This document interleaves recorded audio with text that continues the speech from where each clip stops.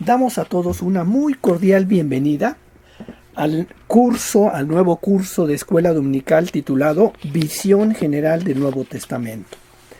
Va a estar basado, obviamente, en el texto de 2 Timoteo 3, 14 al 17, que dice: Empero persiste tú en lo que has aprendido y te persuadiste, sabiendo de quién has aprendido, y que desde la niñez has sabido las sagradas escrituras, las cuales te pueden hacer sabio para la salvación por la fe que es en Cristo Jesús.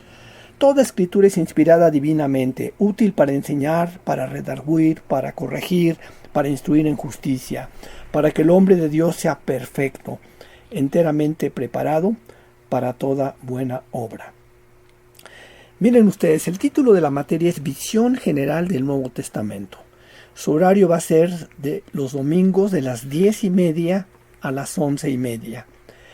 En un principio, nuestro hermano Saulo y yo, que vamos a estar impartiendo la materia, pensamos en que duraría del 30 de agosto al 14 de febrero. Y en 25 lecciones tener la visión general del Nuevo Testamento. Pero no queremos limitarnos, no queremos limitarlos a ustedes. Queremos que leamos juntos el Nuevo Testamento. De tal forma que si nos toman más de 25 lecciones, no nos vamos a preocupar al respecto. Lo importante, ¿cuál es el objetivo del curso?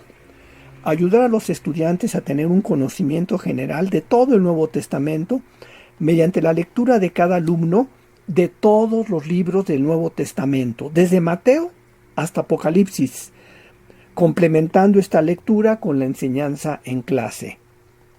El objetivo es entender también el contexto literario, ocasión, propósito de cada libro del Nuevo Testamento y relacionar el texto a su lugar en la historia del pacto de redención. ¿Cuál es el contenido del curso? Todos los libros del Nuevo Testamento. ¿Cuál es la bibliografía? Pues nuestra Biblia, el Nuevo Testamento, versión Reina Valera 1960. Vamos a utilizar también las lecciones del curso elaborado originalmente por el Dr. Jenan Nienhuis como un panorama sencillo del contenido de los libros de la Biblia que él impartió a los obreros y pastores de la Iglesia Cristiana Reformada en Cuba en el año 2000. Posteriormente, estos estudios fueron publicados para su enseñanza en la Escuela Dominical de la Iglesia Nacional Presbiteriana Berit. Recomendamos a ustedes, a manera de consulta, el Compendio Manual de la Biblia de Henry Halley, editorial Moody. Recomendamos los comentarios de William Hendrickson, comentarios de cada uno de los libros del Nuevo Testamento, editorial Desafío. Recomendamos a ustedes el Atlas Bíblico, editado por las Sociedades Bíblicas Unidas, y que pueden conseguir ustedes ahí en la Casa de Esperanza en Londres 221. Ahora, el objetivo general, ¿cuál es este? Las Escrituras. Quiero decirles que no hay tema más noble ni más digno de nuestra atención que la Biblia. Veamos por qué. Uno, por su naturaleza, las Escrituras son sagradas, son santas, provienen de Dios. Dios es su autor, son inspiradas por Él. Pablo hace referencia al Antiguo Testamento y en estos versículos inspirados por el Espíritu Santo proporciona una enseñanza en la que quedan unidos los dos testamentos. Por sus efectos, la Biblia tiene poder por el Espíritu Santo para transformarnos, para convertirnos en sabios, en maestros, especialistas en la salvación.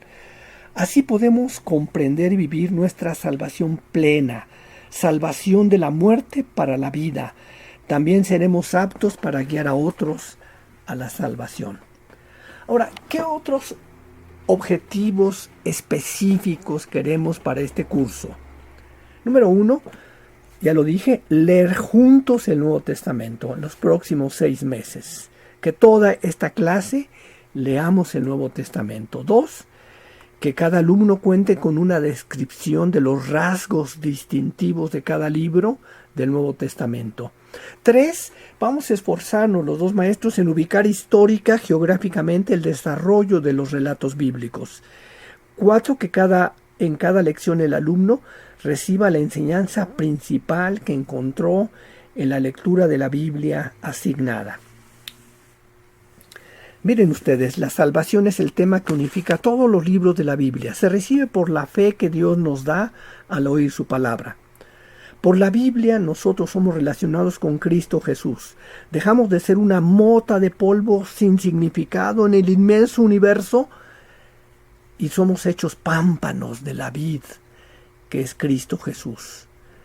Miren ustedes, el conocimiento de la Biblia no es estéril. Lo que vamos a hacer vale la pena, porque toda la Escritura es útil para enseñar, para redarguir, para corregir, para instruir.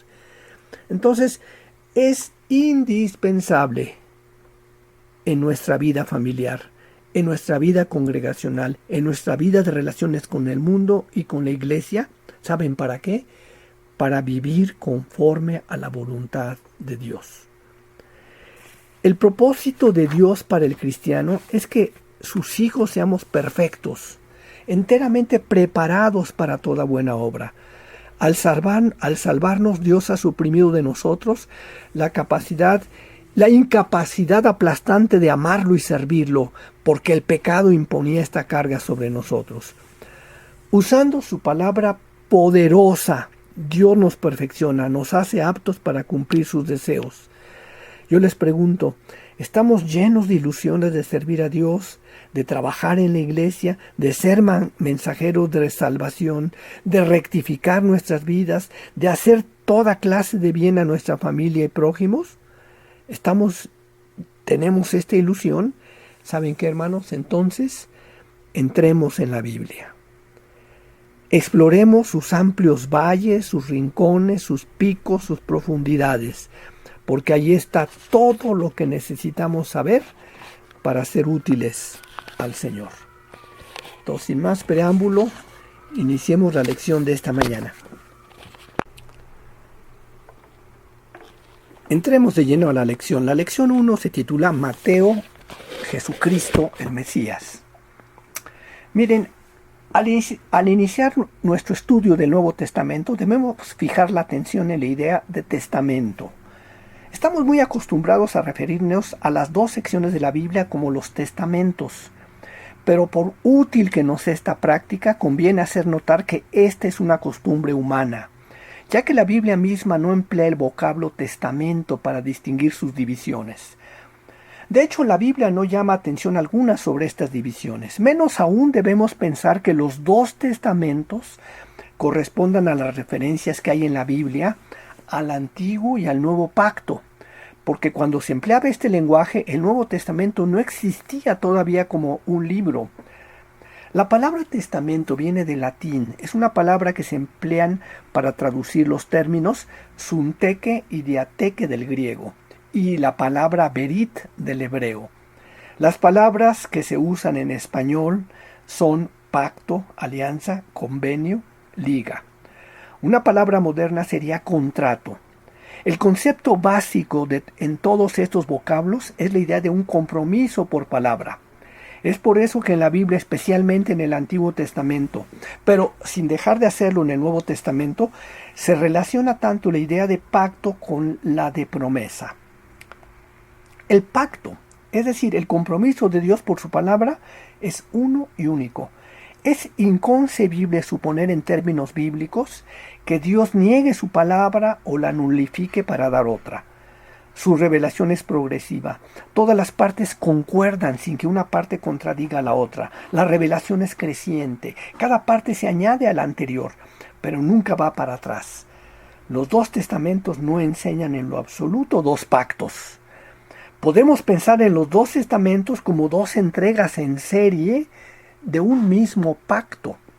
Los dos testamentos juntos, la Biblia, forman la parte escrita del pacto que Dios establece con su pueblo. Los dos testamentos entre sí son partes complementarias de la palabra de Dios. La relación de la segunda parte con la primera es de cumplimiento y no de contradicción. Ahora, vámonos a la introducción. En primer lugar, ¿quién escribió el Evangelio de Mateo? ¿Quién era Mateo?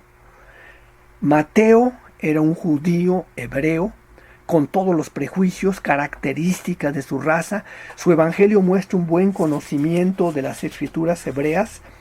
Ahora, Pongámonos en los zapatos de Mateo por un momento. Como un judío de su época, como buen judío, se interesaba por el Mesías. Es decir, el Salvador real, el prometido hijo de David que establecería su reino. Y entonces Mateo, ¿con qué perspectiva escribe el Evangelio? Él escribe el Evangelio, entonces, para su pueblo judío, en términos de lo que era más de interés para su gente. Por eso encontramos en el Evangelio de Mateo la gran afirmación de su libro, que es que Jesús de Nazaret es el Mesías. El tema del Evangelio de Mateo es entonces Jesucristo el Mesías. Para ayudar a nuestra memoria vamos a emplear una serie de P's para marcar las divisiones de este libro que presenta el Mesías. Las tres divisiones son el Mesías, su persona; el Mesías, su propaganda, o sea, su acción de darlo a conocer.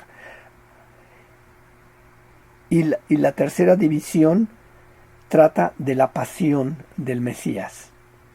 Vámonos a la primera división del libro de Mateo. Repito, estamos viendo una visión general. Se supone que antes de la clase ustedes ya leyeron todos estos capítulos del libro de Mateo, ya leyeron el libro de Mateo, y lo que hacemos ahora es un resumen en esta escuela dominical de todo lo que ustedes leyeron. Entonces, con esta aclaración, vayámonos a la primera P. La encontramos del capítulo 1, versículo 1, al capítulo 4, versículo 16. Nos habla de la primera P, que es la persona del Mesías. O sea, el Mesías es el mediador. El mediador está entre dos, relaciona al hombre con Dios. Por eso tenemos que ver al Mesías aquí en términos de hombre de Dios y en su papel de relacionar al hombre con Dios. Su relación con el mundo de los hombres es obvia por su genealogía. Es decir, la larga lista de nombres que encontramos en el primer capítulo, cada uno de una persona humana concreta, establece la humanidad de Jesús. La humanidad en este caso es la nueva humanidad que Dios levanta para sí. Esto se ve en que la humanidad de Jesús es la humanidad de Abraham, no la de Adán. Lucas, que veremos en un estudio dentro de 15 días, hace otro énfasis a esto. Otro nombre importante en esta genealogía es el de David. Hay una lista de 3 nombres de mujeres: Tamar, Rahab, Ruth. Sin mencionar su nombre, se hace referencia a Betsabé. Estas, además de María, por supuesto, son un punto importante, y un punto importante es que en el tiempo de Mateo era más difícil creer en la humanidad de Jesús que en su divinidad. Y tenemos aquí una pregunta. Pregunta 1. ¿Qué demuestra plenamente la genealogía de Jesús? ¿Por qué nos dan esta genealogía? La genealogía de Jesús nos muestra una mezcla de actividades humanas y divinas, de lo natural con lo sobrenatural. La concepción de Jesús es divina, sobrenatural. Su nacimiento es natural. Es nacimiento de una mujer, es después de 9 meses en el vientre, es humano. Luego tenemos otros aspectos sobrenaturales. Los ángeles del cielo anuncian, los reyes en la tierra llegan a visitarlo. Un ángel despierta a José cuando José huye con María y el niño. Soldados de carne y hueso matan a todos los niños en Belén, menores de 3 años. Cuando Jesús es bautizado por un hombre, ¿quién es? Juan. Y en ese momento Dios se manifiesta. Entonces el Mesías es el segundo Adán, es decir, que el oficio de mediador incluye que fuera hombre humano, y para tomar su papel en el pacto, el mediador tenía que cumplir los requisitos del pacto. Ahora, un requisito del pacto: la perfecta obediencia. Nosotros creemos, aquí alguien va a brincar ahorita, nosotros creemos en la salvación por las obras, pero no las obras nuestras, sino las de nuestro Salvador, porque tuvo una perfecta obediencia. El segundo Adán, para representar a la nueva humanidad, tenía que probar su obediencia, capacidad de cumplir. Y lo importante de las tentaciones, mostró su obediencia, mostró que es capaz de ser el mediador y el Mesías. Él es nuestro Mesías mediador. Pregunta 2. Voy a la pregunta 2 ahorita. ¿Qué hechos sobrenaturales indicaron, no obstante, la divinidad de Jesús? A ver, hermanos, ¿quién se aprendió las 3 P's?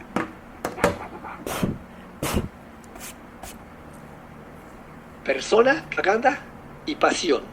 Entonces, ¿qué hechos sobrenaturales indican la divinidad de Jesús en el libro de Mateo? Ustedes están como Mateo, como judíos, quieren demostrar al pueblo judío la divinidad de Jesús. Y entonces, ¿qué es lo que hace Mateo? Es la acción de dar a conocer el Mesías. O sea, en esta parte del Evangelio vemos más claro el hecho de que el Mesías es rey, propaganda. El reino está presente en la persona del Mesías rey. Por eso se puede hablar de la propaganda del Mesías en términos de anuncios del reino. Esta parte también se divide en 3. Ustedes se supone ya leyeron los capítulos 1 al 13, y entonces en esos capítulos tenemos el anuncio de los principios del reino, del 4:17 al 7:29, la exhibición de los beneficios del reino, del 8:1 al 9:34, y la ejecución del 35 al 16:20. Ahora, después de anunciar el reino, Jesús llama a sus discípulos, y con ellos inicia el reino de los cielos. Con ello, con el objeto de establecer su reino, Jesús recorre toda Galilea enseñando en las sinagogas. Muestra que la manera de hacer venir el reino es anunciándolo. Mucha gente le sigue y el reino ya está iniciado. La constitución del mensaje de Cristo, su enseñanza. El reino consiste en la presencia de los discípulos en el contexto del mundo. La esencia misma del reino es teológica. Voy a repetir estas 3 líneas, son muy importantes. Fíjense bien, la constitución del reino es el mensaje de Cristo, su enseñanza. El reino consiste en la presencia de los discípulos en el contexto del mundo. Ustedes son la sal de la tierra, la luz. Y la esencia del reino es teológica. ¿Por qué es teológica la esencia del reino? Porque es la palabra de Cristo. Ahora, hermanos, si ustedes, los que leyeron, alcanzaron a leer, porque apenas ayer mandamos el mensaje, los que alcanzaron a leer los 13 capítulos, del 5 al 7, tenemos los principios del reino en el Sermón del Monte. Nada más comentando ayer con Saulo sobre la clase, como la vamos a hacer. Sermón del Monte, el doctor Martin Lloyd Jones predicó como hizo 60 predicaciones, están contenidas en 2 tomos diferentes. John Stott tiene un libro completo del Sermón del Monte. El pastor Nain Hayes hizo una serie de lecciones sobre el Sermón del Monte, y vienen aquí los principios del reino. O sea, es una parte muy importante. Ahora, en hechos y en palabras, Jesús describe el reino a los que le escuchan. Los beneficios son múltiples. Jesús muestra su poder en su autoridad sobre la enfermedad, los espíritus malos y la naturaleza. Él muestra su poder en la parálisis, ceguera, mudez, muerte. Y todo esto no limita las actividades del rey. La impotencia no limita del hombre, no limita las actividades del rey. Ahora, en este contexto de poder, Jesús llama a sus discípulos para que sean sus apóstoles. Les confiere participación en el poder del reino. El reino es presentado en términos de una tarea. El rey se presenta como digno de confianza, explica con enseñanza y ejemplo la labor del discípulo apóstol. La sección termina con la confesión de Pedro, la cual redondea la enseñanza de esta parte. Ahora, debemos notar la correspondencia entre la introducción y la conclusión de esta parte, del capítulo 9:35 a 10:1 con el 16:13 al 20. Ahora, Si estamos en una clase, vamos a dejar algunas tareas, hermanos. Ya les dije que el próximo domingo, pues leer todo el libro de Mateo, sobre todo los primeros 13 capítulos. Pero además, aquí dice tarea 1, dice, en esta sección hay dos grandes discursos de Jesús. El Sermón del Monte, capítulo 5 al 7, que los dirige a sus discípulos antes de enviarlos a predicar en el capítulo 10. Entonces, les invito para que pongan mucha atención la idea de estos, el Nuevo Testamento. Entonces, leamos juntos esta semana el Sermón del Monte, capítulo 5 al 7. Leamos juntos, todos los que se integran a la clase nos vamos a comprometer a leer juntos. Leamos cómo envía Jesús a sus discípulos a predicar en el capítulo 10. Dice, léalos de nuevo, medite en las bendiciones que encierran. Vámonos al último punto de la lección de esta. Después vamos a revisar el aspecto histórico, algo del aspecto histórico geográfico de la lección que estamos tocando. Pero primero tengamos el contexto general. El punto 5 de esta lección, otra vez, ¿cuáles son las 3 P's, hermanos? La persona, la propaganda, ¿y cuál es la tercera? Pasión. La pasión. Entonces, repito, estamos dando una visión general. La lectura es de ustedes. Entonces, ¿cuál es? Hablar de la pasión del Mesías. Después de la etapa de entrenamiento de los apóstoles, desde entonces, dice el capítulo 16, versículo 21, Jesús empezó a anunciar su muerte, su pasión.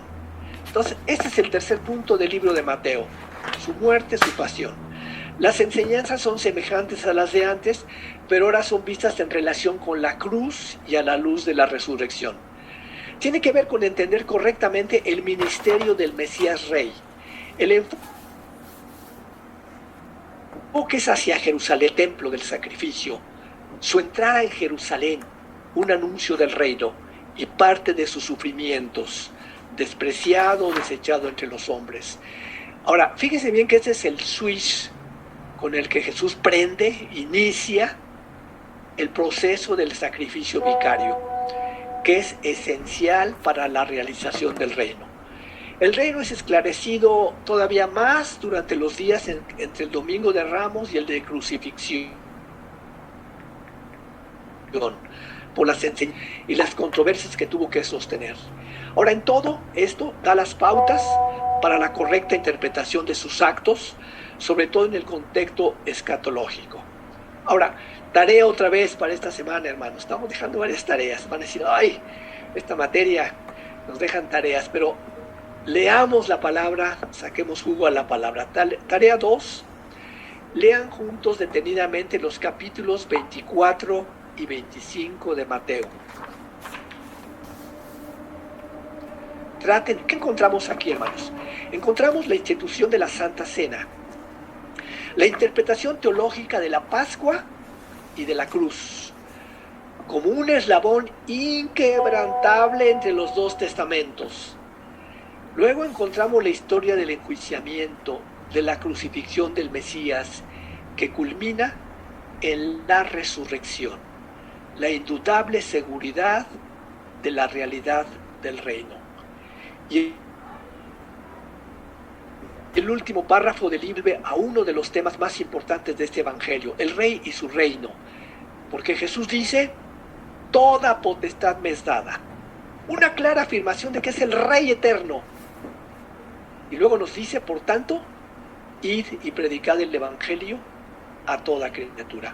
Por tanto, el por tanto de la gran comisión, entonces es la parte más importante. Tarea 3 es cuál es el tema central, Mateo. Ya se los dije hace rato, pero se los dejo para que revisen la lección, no lo voy a decir, y repasen lo que hemos visto.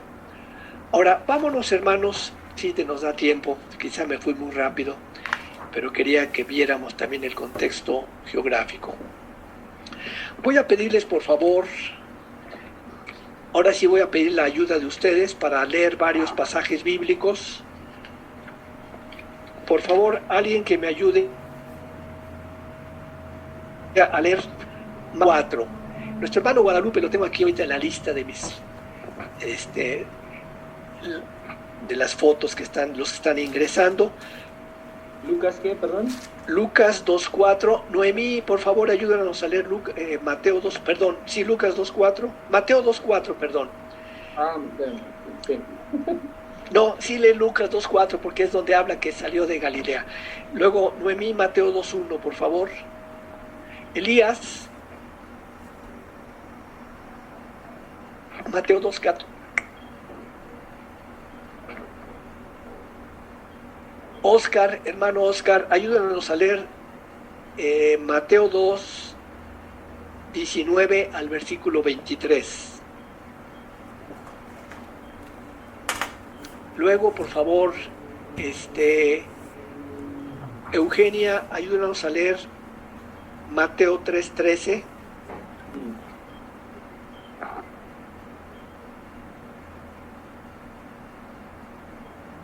Hermano Abimael, por favor, ayúdanos a leer Mateo 4, 12 y 13.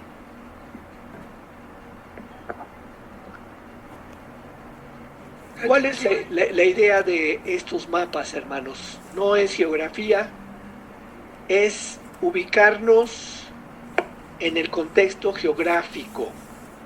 Contexto geográfico del pasaje que estamos leyendo es darles a ustedes una herramienta adicional para que la revisen en la semana.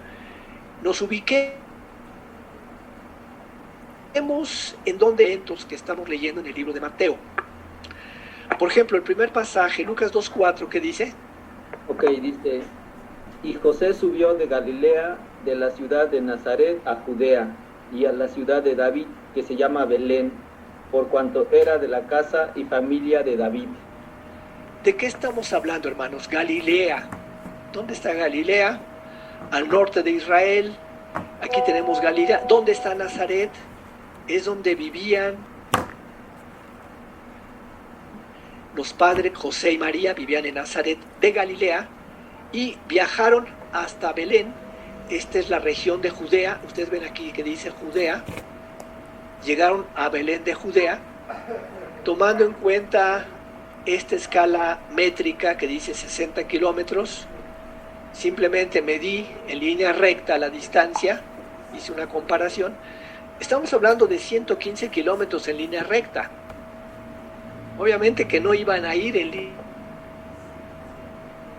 línea recta, tenían que ir rodeando algunos montes. Quizás estamos hablando de 130 kilómetros, hablan algunos comentaristas. Yo creo que a lo mejor llegan a 140 kilómetros. Pero ahora imagínenselos a pie. O sea, no era cosa de que lo iban a hacer en un día. Hoy en día pues tomamos nuestro automóvil, si van a 120 por hora, en una hora llegan. Pero a pie, hermanos, eran días de camino. Entonces cuando tienen que irse a empadronar, imagínense a María embarazada, iba a viajar 120 kilómetros, no los iba a hacer en 2 días ni en 3 días. A lo mejor les tomaron 4, 5, 6 días lentamente caminando, quizá ella montada en un borrico, pero José iba caminando. Entonces iban rodeando montañas, ríos, recorrieron 120 kilómetros. Entonces, el primer mapa que tenemos aquí nos habla del contexto del nacimiento. El segundo mapa, hermanos, el que nos ayuda a leer, por favor, Mateo 2.14. Y él despertando tomó de la noche al niño y a su madre y se fue a Egipto. Entonces, cuando el ángel le dice a José que salga de allí, ¿dónde estaban ellos en ese momento, hermanos? Estaban en Belén. ¿Y a dónde se van en ese momento? Se van a Egipto. Hay quienes quienes hablan y dicen que hay muchas historias apócrifas sobre la niñez de Jesús, que estuvo mucho tiempo en Egipto, etc. La Biblia, ¿qué nos dice? Nos dice que en aquel momento, desde Belén, y donde la mayoría coinciden, la Biblia no nos dice dónde, dice que fue a la capital, Heliópolis, que pudo haber llegado a Zoán Tarsis también, que está ya en una zona irrigada por el río Nilo, pero estamos hablando de 414 kilómetros, hermanos. Y aquí tenemos una nota, dice: los caminos en el Oriente Medio se acomodan a las posibilidades que les ofrece la topografía y el clima. Es lo que les decía, que los caminos que buscan la topografía y el clima, y hay que mencionar dos caminos importantes. Uno es el que une Egipto con Asiria y Babilonia. El que une a Egipto, conocido en la Biblia como el Camino del Mar por Isaías, capítulo 9, versículo 1. Su punto de partida es Tanis, aquí está Zoán Tanis, de este Camino del Mar. Y este Camino del Mar se extendía a lo largo de los viajeros. En vez de ir subiendo montañas, agarraban toda la costa del mar Mediterráneo. Entonces iban por todos estos hasta que llegaban a un punto en donde sí cruzaban algún monte aquí, y finalmente su idea era llegar hasta Nínive en Babilonia. Entonces, si pensamos en la época del Señor Jesús, él vivía en este punto cerca al norte. Tenemos aquí el Mar Muerto, tenemos el Mar de Galilea, estaba en Belén. Entonces, tomando la escala que tenemos abajo en una línea recta, son 414 kilómetros, o sea, no menos de 600 kilómetros que recorrió José y María, escapando de Herodes, que mató a todos los niños en Belén.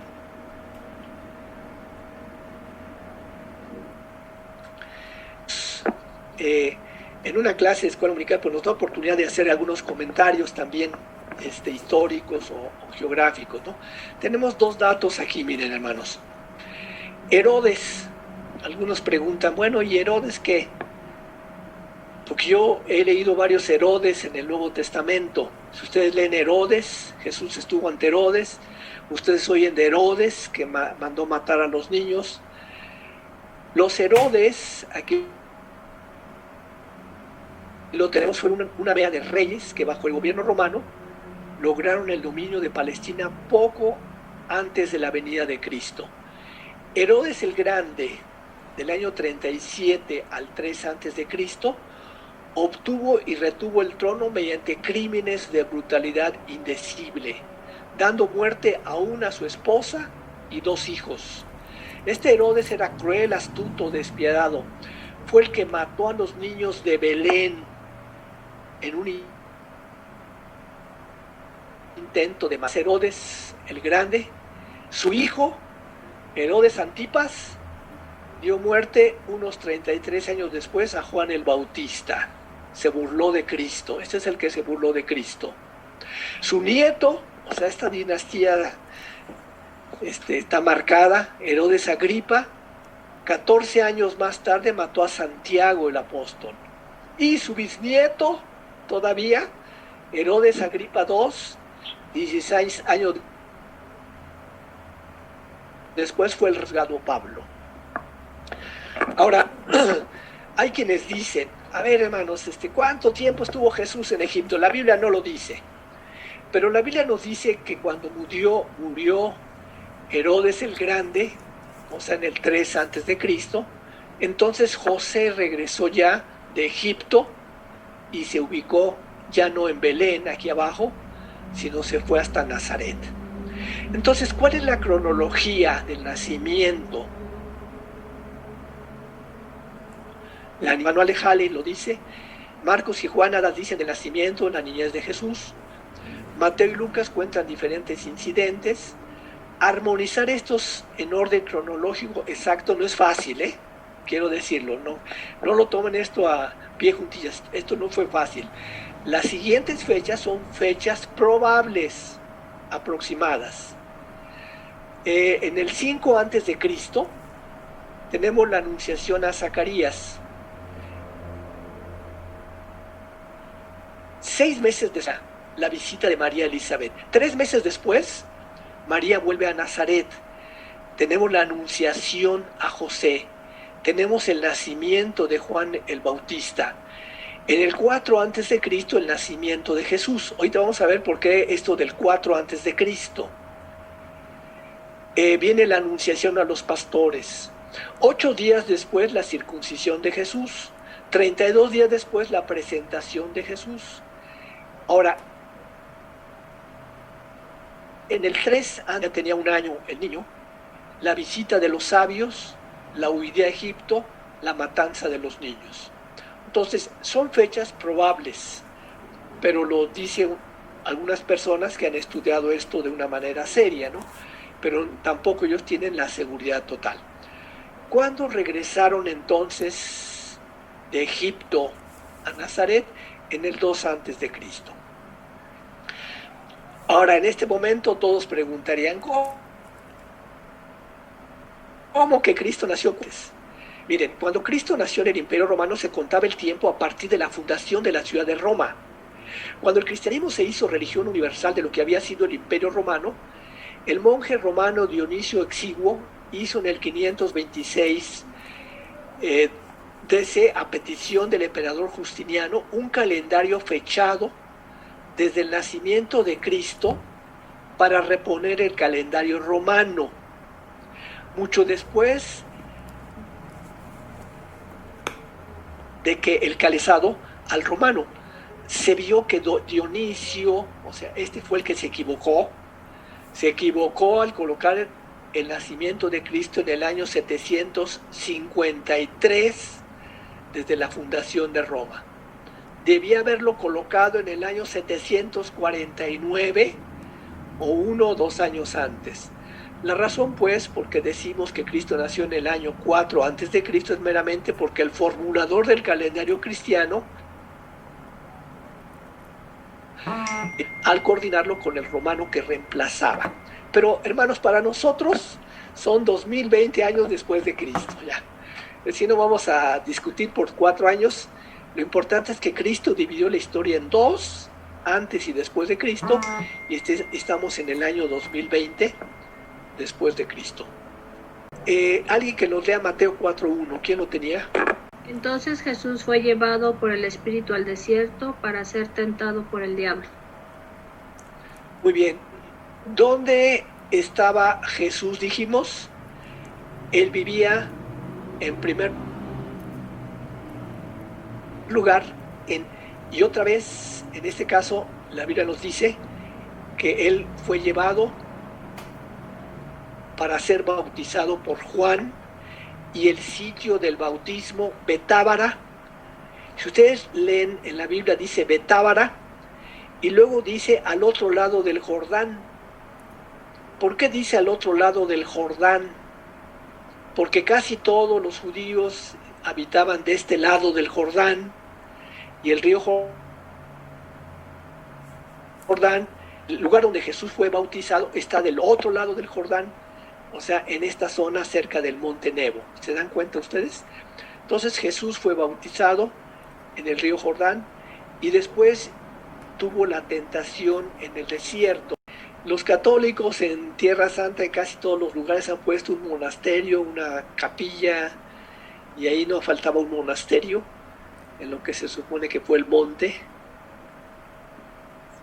donde le dijo, todo esto te daré si postrado me adorares.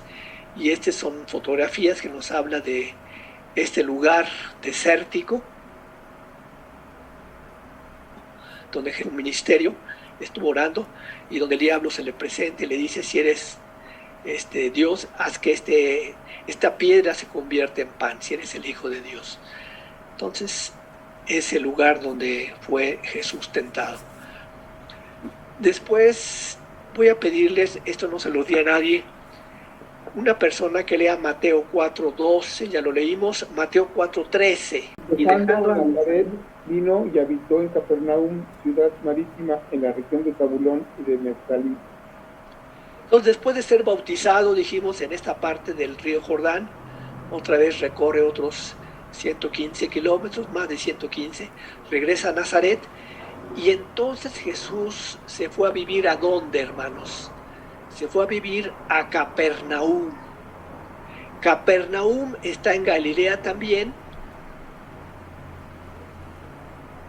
está Galilea, a 35 kilómetros más o menos de Nazaret. O sea, estamos hablando de 1 o 2 días de camino, 2 o 3 días de camino quizá, de Nazaret a Capernaum.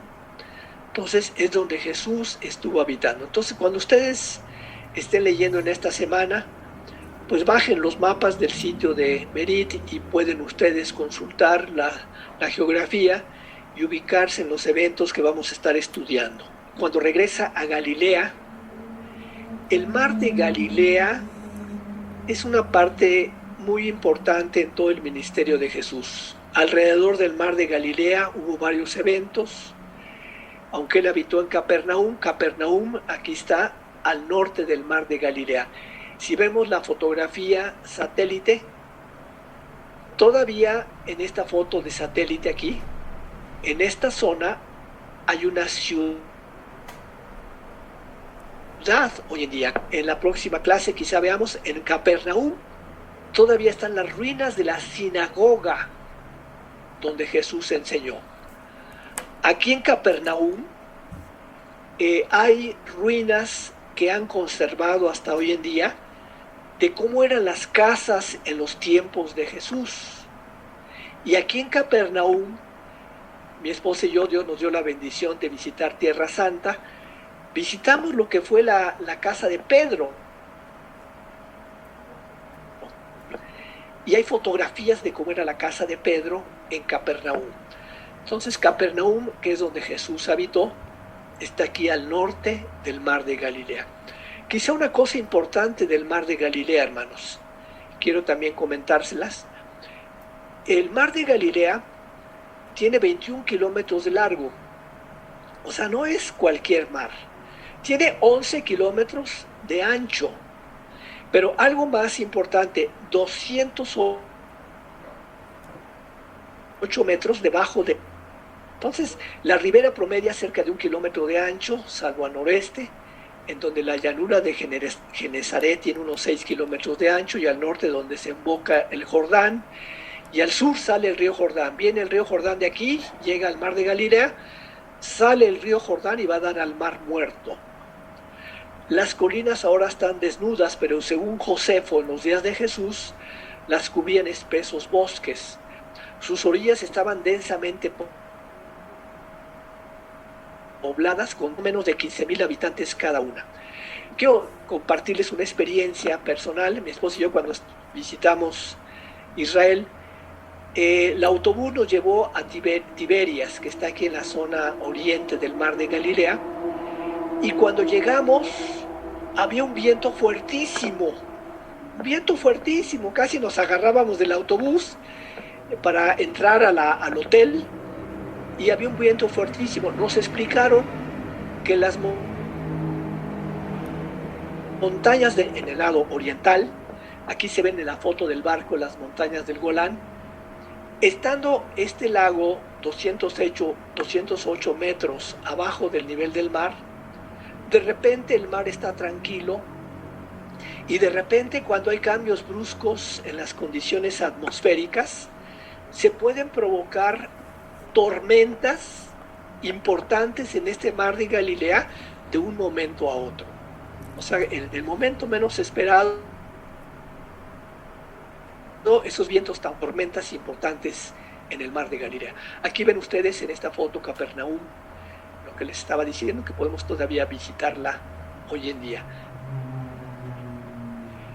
Y ya el último lámina, la penúltima que voy a mencionarles, es que Jesús habla de que sacó a un endemoniado de Gadara. Ya no nos da tiempo de leer el pasaje, nada más se los voy a mencionar. Pero, ¿dónde está Gadara? ¿Cuál era el endemoniado Gadara? Aquí está Gadara. Cuando se habla de Decápolis, las 10 ciudades, después de la conquista de Pompeyo, 10 ciudades griegas se organizaron en una liga, Decápolis. De vez en cuando el número de ciudades de la liga variaba algo. En algún momento hasta Damasco fue una ciudad miembro. Después del 106 después de Cristo, las 2 ciudades más meridionales, Gerasa y Filadelfia, pasaron a la provincia de Arabia y la liga se disolvió. Pero esto fue 106 después de Cristo. Entonces aquí están las 10 ciudades y ahí está el endemoniado gadareno. Y ustedes van a ver que en Mateo la parte más importante del ministerio de Jesús, hay varias partes del ministerio de Jesús, otra fue en Judea, otra en Perea, pero la más importante es en Galilea. Entonces, los siguientes capítulos vamos a estar siguiendo hablando de Galilea. Cuando habla Jesús en Mateo 4:24, no lo voy a leer, pero dice: ay de ti, Capernaum y Betsaida, que si en ti hubiesen sido hechos estos milagros, y da unos ayes, lamentaciones sobre estas ciudades. ¿Dónde estaban? En la región de Galilea. ¿Dónde? Al norte del mar de Galilea, Capernaum, Betsaida y Corazín. Listo, hermanos, pues les agradezco su atención. Esto ya después son fotos del Monte de las Bienaventuranzas. Hoy en día seguramente la vegetación era diferente en aquella época, de cómo se ve el Monte de las Bienaventuranzas desde el mar de Galilea.